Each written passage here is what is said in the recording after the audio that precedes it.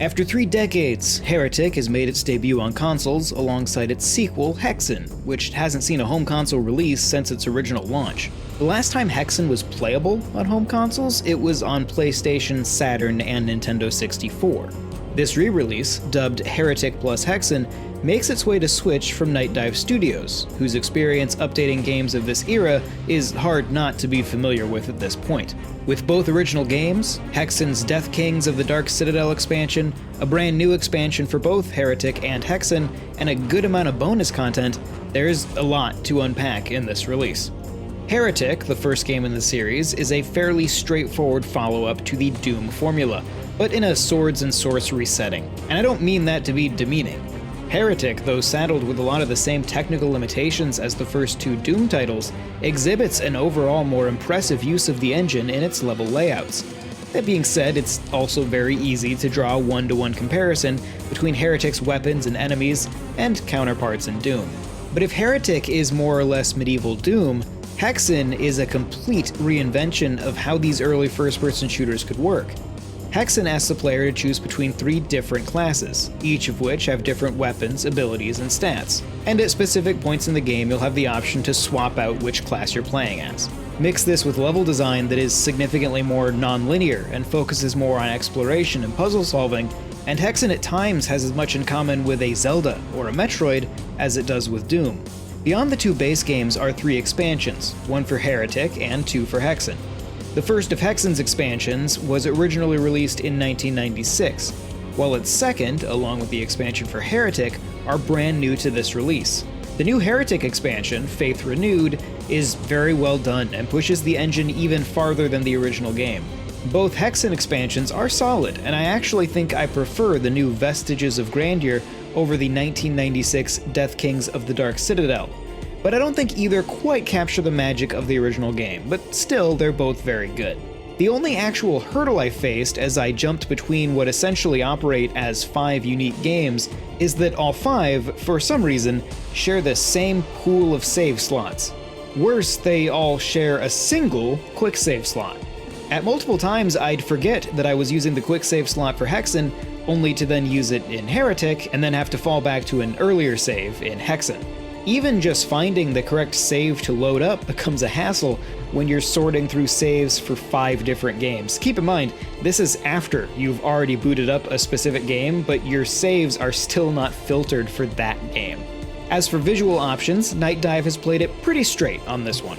By default, the game runs in high definition. Keep in mind, this is a Switch release, not a Switch 2 release, so resolution is capped at 1080p. From the options menu, you can drop it down to its original resolution or several scaling factors in between.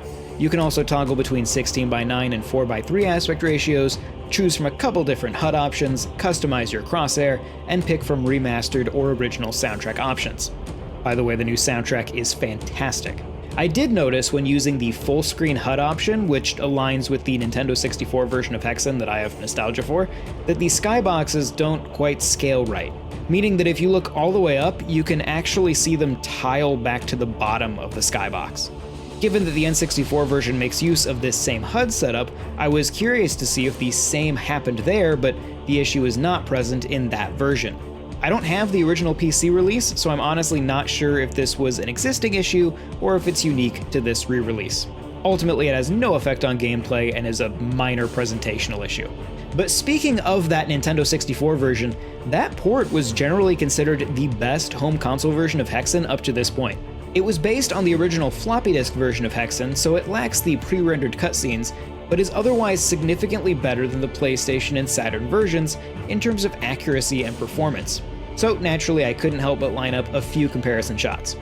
The Nintendo 64 version actually has 2 different graphics modes, along with filter options for sprite objects. The high detail mode seems to use the same or very similar texture quality to the PC original, but filters them using the N64's trilinear texture filtering. It does the same with 2D sprites used for things like enemies, trees, or this insanely impressive particle system. Like, what is this? How are we doing this in 1996? But the filtering on sprites can be turned off by changing the smooth option to zoom? Why is it called zoom? Who knows? Playing the Nintendo 64 version and this re-release back-to-back, I'm impressed by how spot-on the Nintendo 64 version truly was. But I have to admit, it did kinda make me wish I could filter the textures on this updated version. I think, obviously the sprites themselves definitely need to remain unfiltered. But in HD, the raw unfiltered textures on actual geometry create a lot of visual noise. Probably an unpopular take, but let me filter those, or even just add a CRT filter. Heretic plus Hexen is a fantastic collection of one very good game and one absolutely incredible game. The added content, both new and old, only serves to strengthen these two titles.